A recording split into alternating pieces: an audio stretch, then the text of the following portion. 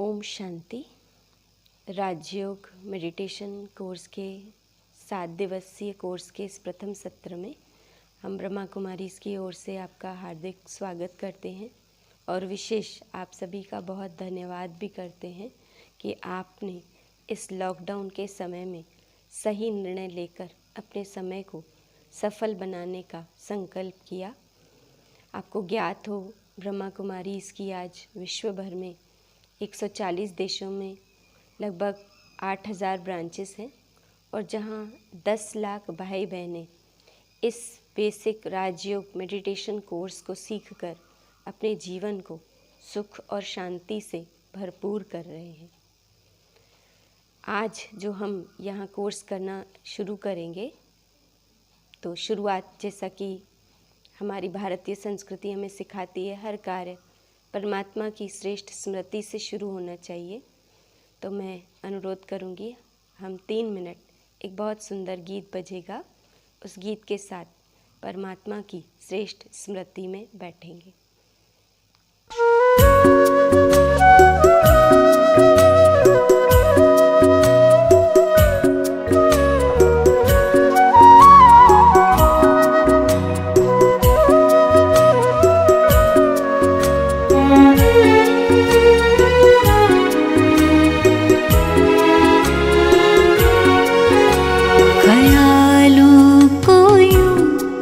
खूबसूरत करो ख्यालों को यूं खूबसूरत करो, दिल खुदाई मोहब्बत से भर जाएगा, ख्वाबों को तुम खुशनुमा पाओगे, ख्वाबों को खुशनुमा पाओगे, आसमां से जन्नत उतर आएगा,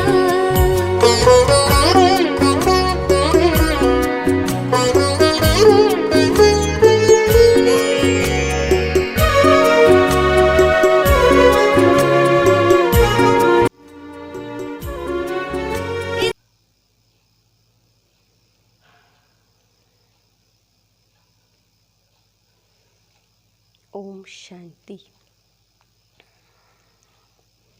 देखिए, बहुत सुंदर और सरल राजयोग का कोर्स है। इसकी विधि बहुत इजी है, लेकिन कहते हैं किसी भी कार्य की सफलता के पीछे 3 बातें होती हैं। पहली है कंटिन्यूटी, दूसरा है इंटरेस्ट और तीसरा है अटेनमेंट्स। अर्थात किसी भी कार्य को करने के लिए पहले हमारा उस कार्य के प्रति रुझान हो, इंटरेस्ट हो।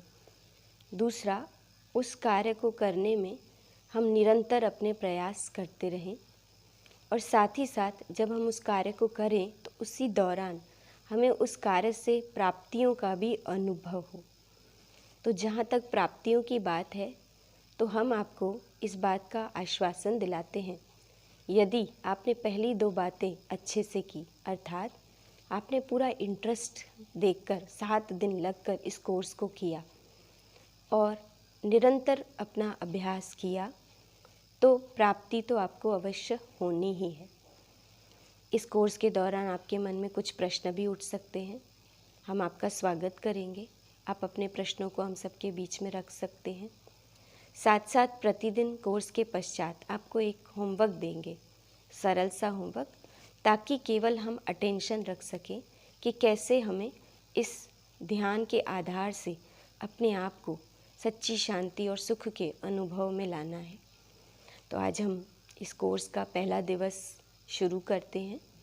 वैसे तो 7 दिन के कोर्स में हम कुछ बेसिक बातों को जानेंगे, जिनको संक्षिप्त में हम आपके बीच में पहले रखते हैं।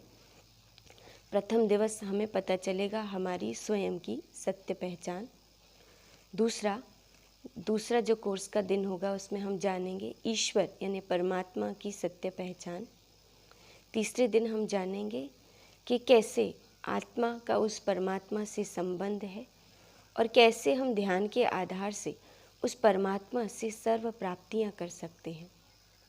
चौथी बात, हम जानेंगे कि ये सृष्टि रूपी नाटक या ड्रामा जिसमें हम सब अपना अपना रोल प्ले कर रहे हैं, ये कब से शुरू हुआ, इसमें हमारा रोल क्या है, इस दुनिया के जो हालात आप अभी देख रहे हैं इसके पीछे का कारण क्या है और आगे क्या होगा, यह हम जानेंगे।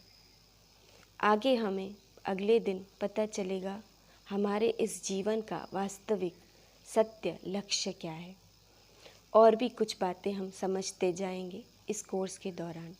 तो चलिए शुरू करते हैं आज हमारे इस राजयोग मेडिटेशन कोर्स का प्रथम सत्र। आप इस चित्र में देख रहे हैं, इसमें लिखा है हु एम आई। ये एक बहुत बड़ा प्रश्न है। हु एम आई यानी मैं कौन हूँ।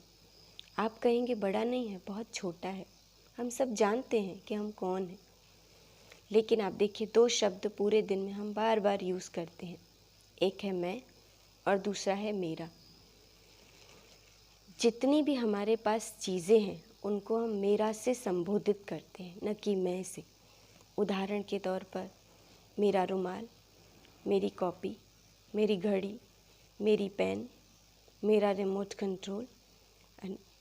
जितनी हमने बचपन से लेकर हमारे को संबंध मिले, क्वालिफ़िकेशंस मिली, उनको भी हम मेरा ही संबोधित करते हैं। जैसे मेरे माता पिता, मेरा परिवार, मेरी डिग्री, मेरी जॉब, मेरी पोजीशन, मेरा पद, इन सब को हम मेरा बता रहे हैं। अब थोड़ा और नज़दीक आ जाइए। यह जो ये शरीर है इसको भी हम मेरा ही संबोधित करते हैं, न कि मैं। मेरा शरीर।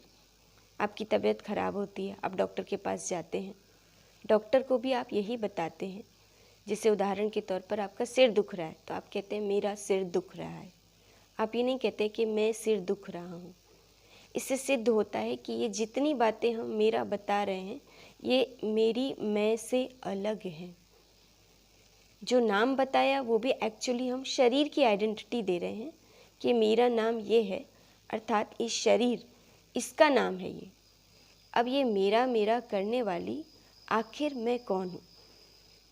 तो यहाँ इस चित्र में बताया है कि मैं वास्तव में एक चैतन्य शक्ति आत्मा हूँ, एक ऊर्जा हूँ, एनर्जी हूँ, रूह हूँ, जो इस शरीर को चलाती है। हमारे भारतीय संस्कृति या अनेक शास्त्रों में, अनेक धर्मों में इस आइडेंटिटी को स्वीकार किया है। कोई इसको रूह कहता है, कोई चेतना, कोई शक्ति, कोई ऊर्जा, कोई आत्मा, ऐसे अलग अलग नामों से बुलाते हैं। आज तक साइंस इसको नहीं मानती थी, लेकिन कुछ एक समय पहले उन्होंने कुछ एक्सपेरिमेंट्स किए जिससे इस बात को सिद्ध कर दिया कि इस शरीर को चलाने वाली एक शक्ति है जिसको उन्होंने कॉन्शियसनेस नाम दिया, अर्थात चेतना। पहले साइंस बिलीव करती थी कि ब्रेन बॉडी को चलाता है, ब्रेन के द्वारा कंट्रोल होती है बॉडी। लेकिन कुछ एक डेथ्स ऐसी देखी गई जिसमें लोगों की डेथ के 6 आवर्स यानी 6 घंटे तक ब्रेन एक्टिव है लेकिन बॉडी डेड पड़ी है। तो उन्होंने कहा ब्रेन एक्टिव है, बॉडी डेड है, माना ब्रेन के द्वारा भी कंट्रोलर कोई और था जो निकल गया, इसीलिए वो बॉडी जो है वो निर्जीव हो गई, चल नहीं रही है। तो उन्होंने उसको नाम दिया कॉन्शियसनेस, अर्थात चेतना। तो हम वो चैतन्य शक्ति है। इन कुछ उदाहरणों से हम इसको और समझेंगे। जैसे यहाँ बताया, जैसे एक पिंजड़ा होता है, पिंजड़े के भीतर पंछी होता है। जैसे दिए के भीतर बाती होती है, ज्योति होती है। जैसे एक घर में मकान मालिक होता है, ऐसे ही ये शरीर है। शरीर को हम पिंजड़ा भी बोल सकते हैं, आत्मा को पंछी। शरीर को हम घर बोल सकते हैं, आत्मा को घर का मालिक बोल सकते हैं। शरीर को हम दीपक बोल सकते हैं और आत्मा को उसके भीतर की ज्योति बोल सकते हैं। एक और बहुत अच्छा उदाहरण है, जब कोई व्यक्ति बहुत बीमार होता है, डॉक्टर के पास जाता है और डॉक्टर बोलता है उसको ऑपरेट करना है, तो डॉक्टर बोलते हैं पेशेंट को लाओ क्योंकि ऑपरेट करना है। जब ऑपरेशन शुरू होता है और उसमें सफलता नहीं मिलती है तो डॉक्टर बोलता है डेड बॉडी को ले जाओ। तो पहले वो पेशेंट था, बाद में डेड बॉडी बन गई, तो क्या अंतर आ गया? उसमें पहले चेतना थी, शक्ति थी, ऊर्जा थी, जिसके निकलने से वही पेशेंट एक डेड बॉडी में बदल गया।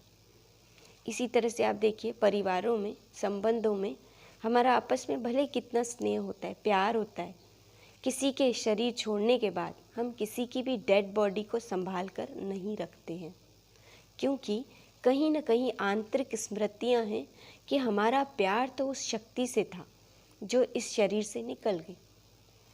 तो ये शरीर भी जब ले जाया जाता है, उसका अंतिम संस्कार करते हैं, तो यही बोला जाता है 5 तत्व थे जो 5 तत्वों में विलीन हो गए।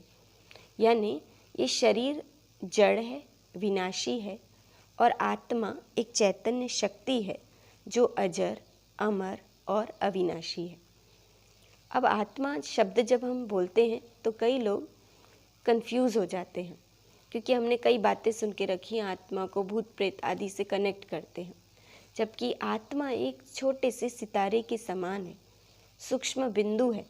गाया भी जाता है भ्रकुटी के बीच में अजब सितारा, जो करतार को लगता प्यारा। अर्थात आत्मा एक सितारा है, छोटा सा बिंदु है, और आसमान में जैसे सितारे होते हैं वैसा सितारा है, और वो सितारा इस शरीर में यहाँ मस्तिष्क के मध्य इस स्थान पर बैठकर पूरे बॉडी को कंट्रोल करता है, इस शरीर को चलाता है। जैसे एक ड्राइवर होता है और उसकी सीट फिक्स होती है, ड्राइविंग सीट, क्योंकि वहाँ ही सारे उसके कंट्रोल्स होते हैं और वहीं से वो पूरी गाड़ी को कंट्रोल कर सकता है। अगर हम ड्राइवर को बोलें कि आप साइड से बैठ के गाड़ी को कंट्रोल करो या पीछे से, तो वो नहीं कर सकता। ऐसे ही आत्मा यानी एनर्जी को भी उसी स्थान पर यानी यहाँ पर बैठकर कंट्रोल करना है, क्योंकि यहाँ ब्रेन है, तो ब्रेन के द्वारा वो पूरी बॉडी के मैसेजेस को रेस्पॉन्ड करती है और यहाँ से वो पूरा एक्टिव करती है। 5 सेंस ऑर्गन्स भी हमारे यही हैं जिनके द्वारा वो रेस्पॉन्ड करती है। इस चित्र में दिखाया है कि ये हमारा 5 तत्वों का बना हुआ शरीर है और आत्मा इसमें यहाँ है। जब आत्मा शरीर में आती है तब हम सब कहलाते हैं जीव आत्मा, अर्थात ह्यूमन बीइंग। ह्यूमन अर्थात ह्यूमस, और बीइंग अर्थात वो शक्ति जो इस शरीर को चला रही है। अब इस एनर्जी का काम कैसे चलता है, तो यहाँ बताया आत्मा के पास 3 मुख्य शक्तियाँ हैं, मन, बुद्धि और संस्कार। आत्मा की विचार शक्ति का नाम है मन, आत्मा की निर्णय शक्ति का नाम है बुद्धि। आत्मा इन दोनों शक्तियों के माध्यम से अर्थात मन के द्वारा पहले विचार रचती है और यही विचार बुद्धि के पास जाते हैं। बुद्धि जज करती है सही गलत में, और उसी आधार से जब डिसीजन लेती है, डिसीजन लेकर के आत्मा शरीर के द्वारा कोई कर्म करती है, और वो कर्म जब होता है तब आत्मा के संस्कार बनते जाते हैं। इस प्रकार से इन तीनों शक्तियों के द्वारा आत्मा की कारोबार चलती है। जो बेसिक आत्मा की शक्ति है मन, जो विचार शक्ति है, मन में विचार कहाँ से आ रहे हैं, तो ये हमारे 5 जो कर्मेंद्रियाँ हैं, आँखें, नाक, मुख, जीवा, ये सारी बाहर की इन्फॉर्मेशन को अंदर भेजती हैं। आंखें जैसा जैसा देखेंगी मन में वैसे वैसे विचार आएंगे, कानों द्वारा जो बातें मन में आत्मा में जाएंगी मन वैसे वैसे विचार करेगा। इस प्रकार से एक एक करके विचार हम रचते जाते हैं। और यही अभी भी आप सुन रहे हो, तो सुनते सुनते भी आपको साथ साथ कोई ना कोई विचार उत्पन्न हो रहे हैं। ये हम सबके साथ होता है। फिर बुद्धि निर्णय करती है और वैसे वैसे संस्कार बनते हैं। हमारे मन के विचारों का प्रभाव बहुत ही ज़्यादा हमारे वातावरण पे, आसपास के लोगों पर पड़ता है। कोई व्यक्ति है जो आपसे बोलता नहीं, केवल उसने देख लिया, आप उसी से ही एक विचार उत्पन्न कर लोगे अपने मन में। यदि उसके एक्सप्रेशंस खुशी वाले होंगे तो आप एक खुशी जनरेट करेंगे, उदास है तो उदासी वाले, थोड़ी एक संकल्प तो हम सबका चल ही जाता है। कोई ने आपने गुड मॉर्निंग विश किया, उन्होंने रेस्पॉन्ड नहीं किया, साइलेंटली वो चले गए आपकी साइड से निकल के, तो भी आपको विचार आएंगे व्यर्थ के उनके प्रति, पता नहीं क्या बात है। तो इस प्रकार से मन के अंदर निरंतर विचार चलते ही रहते हैं। एक विदेश के अंदर तो एक जापानीज साइंटिस्ट हैं डॉक्टर मासारो इमोटो, उन्होंने तो मन के विचारों पर बहुत सारे एक्सपेरिमेंट किए हैं। ह्यूमन लैंग्वेज के भी, माने लोगों की बातों के शब्दों का प्रभाव भी प्रकृति पर कैसे पड़ता है इस पर भी, और मन के विचारों का प्रभाव भी प्रकृति पर कैसे पड़ता है इस पर भी काफ़ी सारे एक्सपेरिमेंट किए हैं। यदि आप नेट पे सर्फ करेंगे तो आपको ये डॉक्टर मासारो इमोटो एक्सपेरिमेंट्स नाम से मिल जाएगा, जिसमें वो बताते हैं कि कैसे मैटर हमारी एनर्जी को एब्जॉर्ब करता है।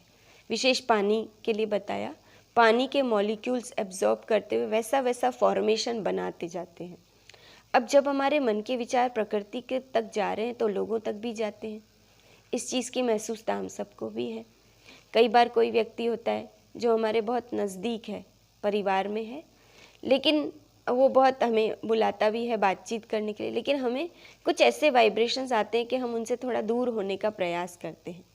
कई बार उल्टा भी होता है, कोई व्यक्ति हमें कुछ नहीं दे रहा है, हमारा कोई संबंध नहीं है उससे, लेकिन एक पॉजिटिव एनर्जी महसूस होती है और लगता है इनकी बातें सुनो, इनसे बातचीत करो, कुछ सुनो और सुनाओ। तो मन के विचार कैसे वाइब्रेट हो रहे हैं चारों तरफ। अभी सामान्यतः बोलते हैं मन के अंदर 4 प्रकार के विचार उत्पन्न होते हैं: साधारण, व्यर्थ, नेगेटिव और पॉजिटिव। साधारण या नेसेसरी थॉट्स भी हम इनको बोल सकते हैं। दिन भर की दिनचर्या में हम कोई भी विचार रचने से पहले, उसके बारे में, कोई भी कार्य करने से पहले उसके बारे में हम सोचते हैं।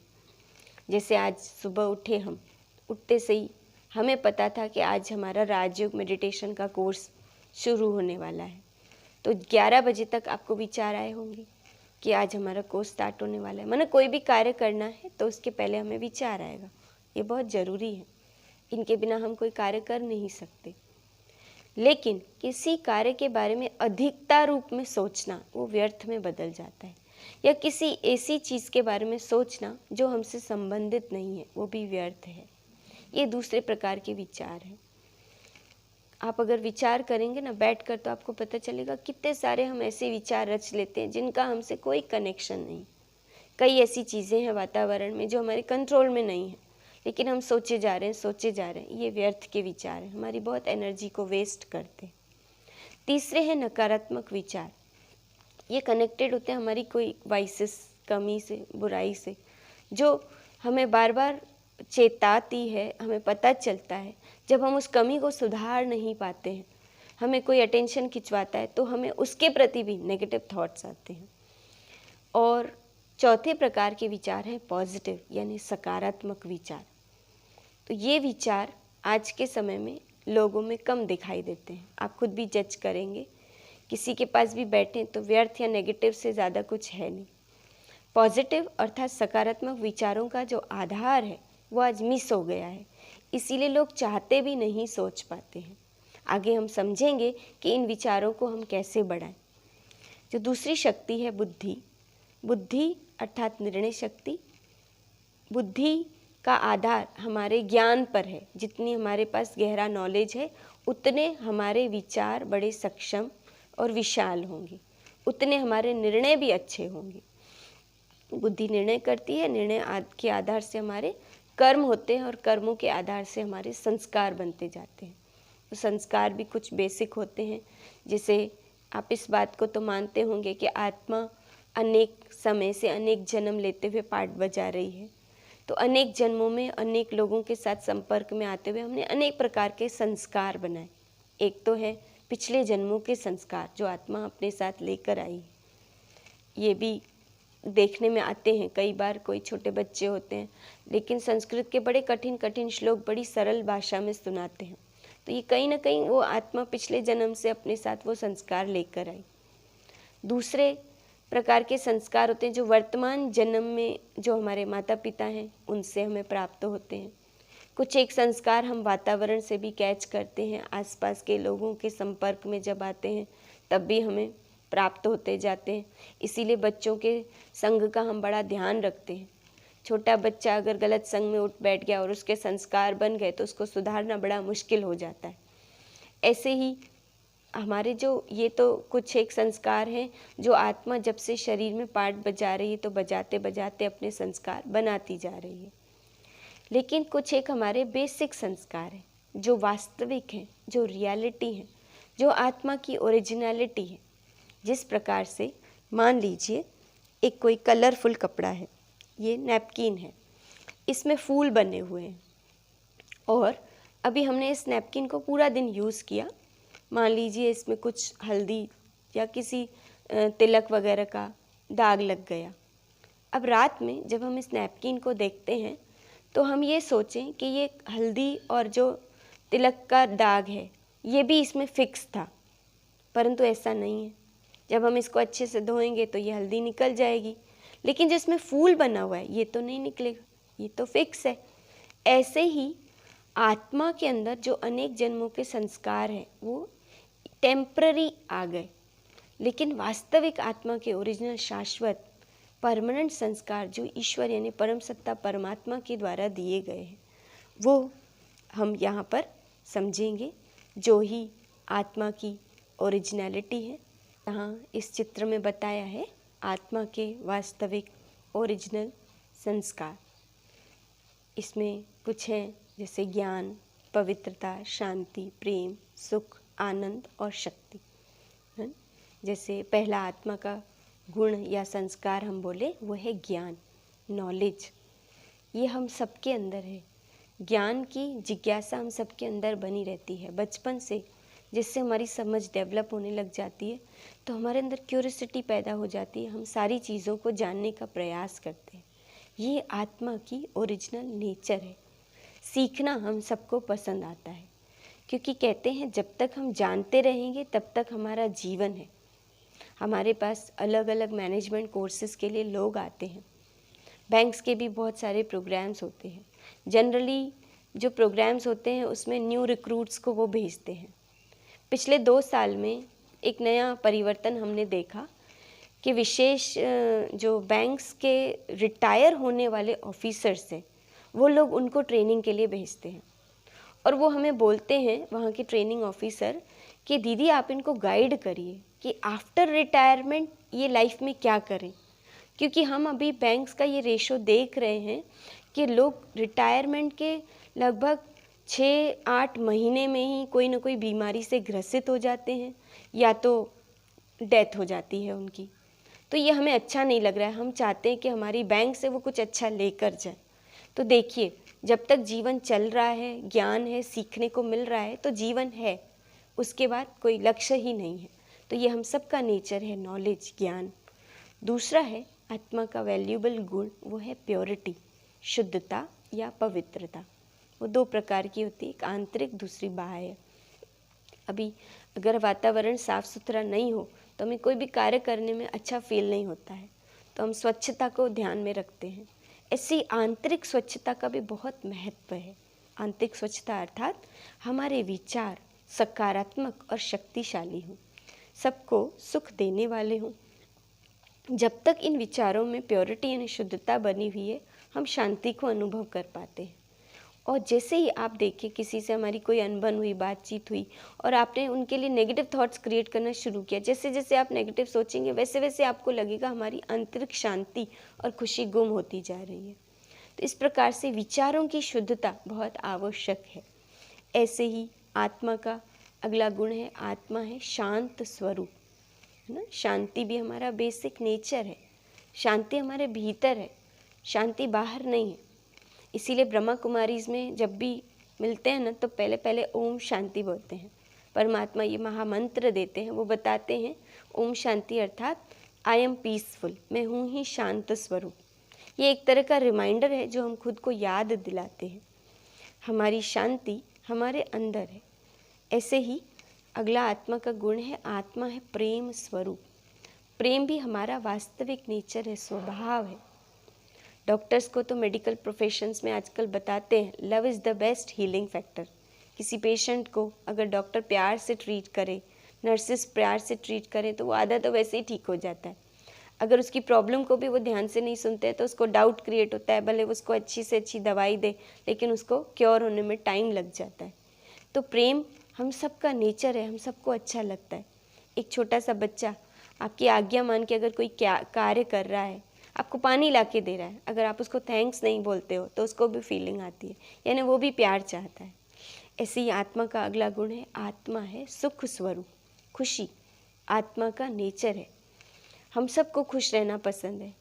कोई आसपास आपके ऐसा है जिसको बहुत दुख की बातें सुनाने की प्रैक्टिस है, तो लोग उसकी कंपनी को ज़्यादा पसंद नहीं करते हैं।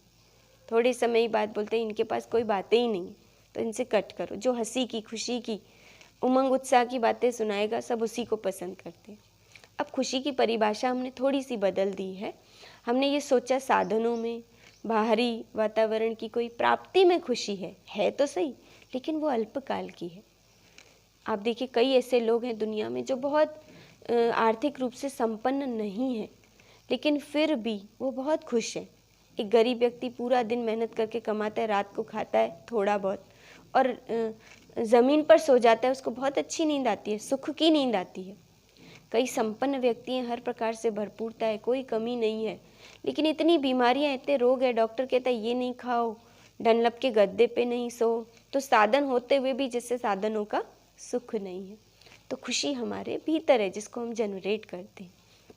ऐसे ही आत्मा का अगला गुण है, आत्मा है आनंद स्वरूप। खुशी की नेक्स्ट स्टेज को हम आनंद से कंपेयर कर सकते हैं।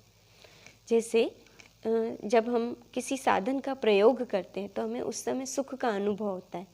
उदाहरण के तौर पर आपको कहीं दूर जाना है, आपको पैदल जाना है तो थोड़ा आप सोचेंगे, लेकिन अगर आपके पास गाड़ी है और वो भी नई गाड़ी है, जब आप उसको चला के जाएंगे आपको बहुत अच्छा फील होगा और आपको लगेगा हम जल्दी अपने डेस्टिनेशन पर पहुंच गए। ये हमने साधन का सुख लिया।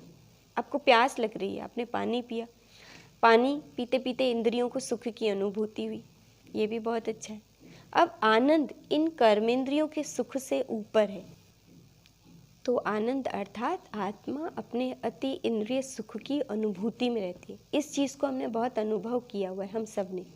आप याद करिए अपने जीवन का वो टाइम जब आपको कोई टारगेट मिल गया, लक्ष्य मिल गया जीवन में। जैसे स्टूडेंट्स होते हैं, उनको लक्ष्य होता है हमें IAS ऑफिसर बनना है, तो कैसे वो दिन रात बिना खाने पीने की चिंता किए, नींद की चिंता किए उस कार्य में लग जाते हैं और उस पढ़ाई से उनको सुख की अनुभूति होती है। वो है आनंद की स्टेज।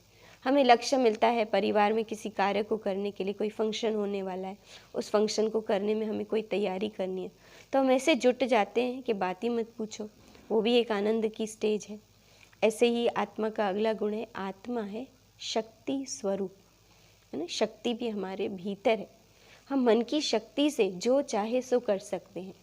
ऐसे बहुत सारे उदाहरण हैं हमारे समाज के अंदर, दुनिया के अंदर, जिनमें हमने कई लोगों को देखा है जो अपनी विल पावर से उस कार्य को भी कर लिया जिसको दुनिया ने असंभव समझा। तो इस प्रकार से ये सातों ही गुण आत्मा के भीतर हैं। ज्ञान, पवित्रता, शांति, प्रेम, सुख, आनंद और शक्ति। परंतु विस्मृति के कारण हमने इन सुखों की परिभाषा को बदल दिया। जैसे शांति को हम बाहर मंदिरों में, धार्मिक स्थलों में ढूंढने लगे, शक्ति को हमने जिम में ढूंढना शुरू कर दिया, है ना। आनंद को हमने क्लब्स में और बाहर के फंक्शंस, प्रोग्राम्स में ढूंढना शुरू कर दिया।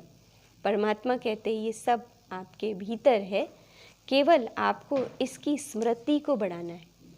विशेष बात का एक ध्यान रखना है हमें कि हमें अपनी लाइफ में, जीवन में कुछ भी अचीव करना है, उस अचीवमेंट को हमें इन शक्तियों की कॉस्ट पर, इन गुणों की कॉस्ट पर कभी नहीं करना है। जैसे एक बार क्या हुआ, एक क्लास में एक टीचर ने एक कंपटीशन करवाया। उन्होंने बच्चों को कहा कि बच्चों आप पॉइंट A से लेकर पॉइंट B तक दौड़ना है आपको, लेकिन सभी बच्चों को उन्होंने एक पानी का ग्लास दे दिया और कंडीशन रखी कि आप पॉइंट A से लेकर पॉइंट B तक जब दौड़ोगे तो इस पानी के ग्लास का पानी कम से कम गिरना चाहिए और सबसे पहले भी आपको पहुंचना है। अब इसमें 3 प्रकार के बच्चे थे। एक तो वो थे जिन्होंने बहुत स्पीड पकड़ ली, उन्होंने A से लेकर B पॉइंट को तो जल्दी अचीव कर लिया, लेकिन जब वो अपने स्थान पर पहुँचे तो उनका पूरा पानी का ग्लास खाली हो चुका था। दूसरे बच्चे ऐसे थे जिनका पूरा फोकस पानी के ग्लास पे था और वो इतना धीरे चल रहे थे कि वो पीछे रह गए। और तीसरे बच्चे ऐसे थे कि जिन्होंने दोनों पेस में बैलेंस बनाया, वो दौड़ भी रहे थे और पानी को कम से कम छलकने दिया। तो जब वो पॉइंट बी पर पहुँचे तो वो विनर कहलाए। लाइफ में भी भगवान कहते हैं कि आप कुछ भी करो, बहुत अचीवमेंट करो, खूब सफलता को प्राप्त करो, लेकिन शांति की कॉस्ट में नहीं करना। ऐसा कोई कार्य न करें जो हमारे मन की शांति खत्म हो जाए। ऐसा कोई कार्य न करें जिसमें परिवार में संबंधों का प्यार खत्म हो जाए, हमारी खुशी गुम हो जाए। हमें ये ध्यान रखना है, ये ग्लास ऑफ वैल्यूज़ जो भगवान हमें दे रहे हैं, इसे हमें बनाए रखना है। तो इस प्रकार से आत्मा के ये 7 मौलिक गुण हैं जिन्हें हमने समझा, जाना, और हम मेडिटेशन के दौरान इन 7 दिन के कोर्स में एक एक गुण को अनुभव भी करते जाएंगे। कुछ एक चित्रों में इस बात को एक बार फिर से देखेंगे। यहाँ हमने दिखाया कि कैसे आत्मा प्रकृति के मध्य में स्थान है उसका। इसको आप अच्छे से देख लीजिए, क्योंकि जब आप मेडिटेशन करेंगे तो आपको विजन में ये पिक्चर मदद करेगी। यहाँ पर एनाटॉमी ऑफ कॉन्शियसनेस दिखाया है, साइकिल कैसे मन विचार रचता है, बुद्धि के पास जाते और आत्मा शरीर द्वारा कर्म कर रही है और वही हमारे संस्कार बनते जा रहे हैं। इस प्रकार से ये हमारे विचारों का प्रभाव कैसे हमारे डेस्टिनी पर पड़ता है बताया। कैसे विचार आते हैं वो फीलिंग में बदलते हैं, फीलिंग हमारा एटीट्यूड बनता है, एटीट्यूड से हम कर्म में आते हैं, एक्शन में आते हैं, वही हमारी आदत बनती है, वही हमारा व्यक्तित्व बनाता है और वही हमारा भविष्य बन जाता है, डेस्टिनी बन जाती है। इसीलिए कहते हैं as you think so you become. तो अभी आज हमने राजयोग के बेसिक कोर्स को समझा, कैसे आत्मा एक ज्योति बिंदु सत्तारा है और यहाँ मस्तिष्क के मध्य में रहती है। आत्मा की 3 शक्तियाँ हैं, मन, बुद्धि, संस्कार। तीनों के कोऑर्डिनेशन से आत्मा का कार्य चलता है। आज हम राजयोग के प्रथम सत्र में 3 मिनट मेडिटेशन प्रैक्टिस करेंगे और विशेष अभ्यास के दौरान आपको ध्यान रखना है कि आप अपने शरीर को बिल्कुल रिलैक्स कर दें और जैसे जैसे विचार हम आपको दें, केवल आप उन्हीं विचारों पर अपना फोकस करें और वैसा ही विजन बनाते जाएं। ओम शांति। कुछ समय के लिए अपना ध्यान चारों तरफ के वातावरण से समेट लें। केवल अपने आप पर एकाग्र करें। महसूस करें कि हम यहाँ से दूर एक ऐसे स्थान पर पहुँच गए हैं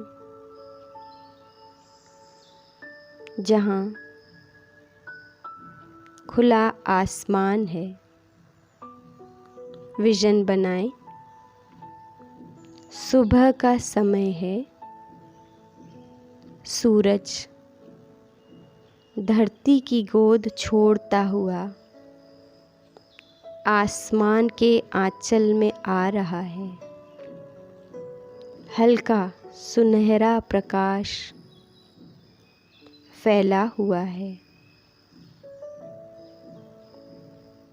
पशु पक्षी भी अपने घरौंदों को छोड़कर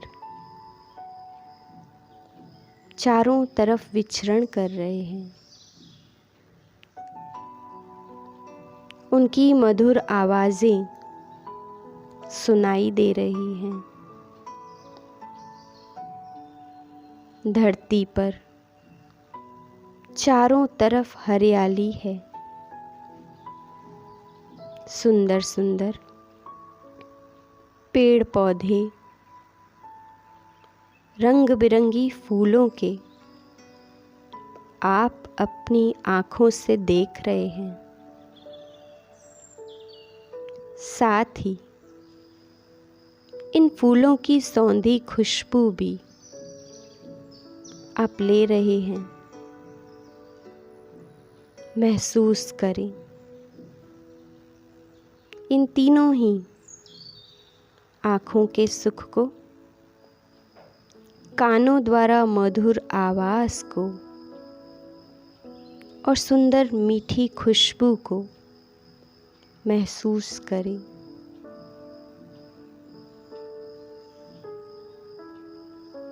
चलें अब एक विशाल छायादार वृक्ष के नीचे बैठ जाइए।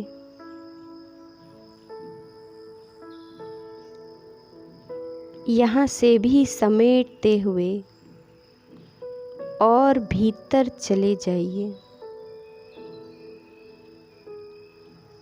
अपना ध्यान दोनों नेत्रों के मध्य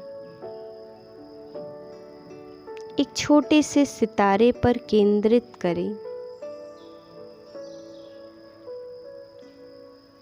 अब अपने आप से बातें करें। मैं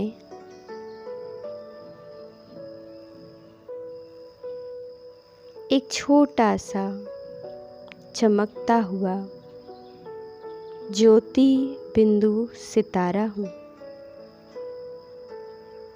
मस्तिष्क के मध्य विराजमान हूँ। आँखों द्वारा देखने वाली, कानों द्वारा सुनने वाली, इस देह की सभी कर्मेंद्रियों के द्वारा कार्य कराने वाली मैं एक चैतन्य शक्ति हूँ। मैं आत्मा हूँ। मैं अजर, अमर, अविनाशी हूँ। ये देह मुझ आत्मा ने इस सृष्टि रूपी रंगमंच पर अपना रोल प्ले करने के लिए धारण की है।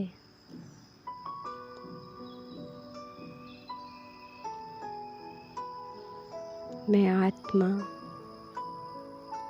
ऐसे अनेक देह रूपी वस्त्र धारण कर अनेक रोल प्ले कर चुकी हूँ।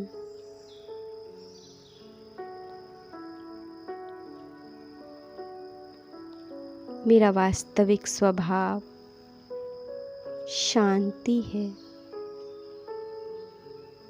मैं शांत स्वरूप आत्मा हूँ। महसूस करें, आत्मा के भीतर की असीम शांति को। मन के विचारों की गति को धीमा होता हुआ महसूस करें।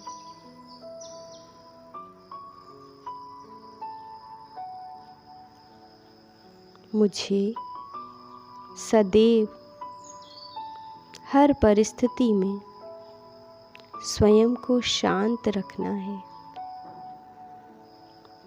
मैंने समझ लिया है, बातें आएंगी, परिस्थितियाँ भी आएंगी, लोग भी आएंगे। मुझे सदैव शांत रहना है, क्योंकि मैं हूँ ही शांत स्वरूप। महसूस करें, शांति की किरणें आपके मस्तिष्क से निकलकर चारों ओर फैल रही हैं।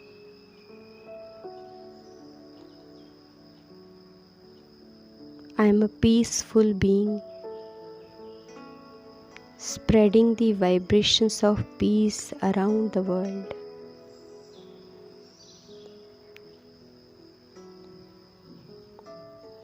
ओम शांति। ओम शांति। ओम शांति। इस अभ्यास को बार बार जब आप प्रैक्टिस करेंगे, वैसे वैसे आपको अनुभव होते जाएगा। शांति की फीलिंग आप क्रिएट कर पाएंगे। तो आज हम यहाँ इस सेशन को समाप्त करते हैं। आपके व्हाट्सएप पर एक क्वेश्चनर आएगा जिसको आपको सॉल्व करके ज़रूर भेजना है। और साथ ही साथ आज हमने जिस अभ्यास को किया, इसको प्रैक्टिस में लाना है। आप इसको ऐसे कर सकते हैं कि आज दिन भर में आप जितनी बार भी पानी पिए, उतनी बार केवल पहले अपने आप को स्मृति दिलाएं कि मैं एक शांत स्वरूप आत्मा हूँ। आप चाहें तो इसको 21 बार लिख करके भी प्रैक्टिस कर सकते हैं और फिर देखिए आप कैसी इतनी अच्छी फीलिंग आएगी।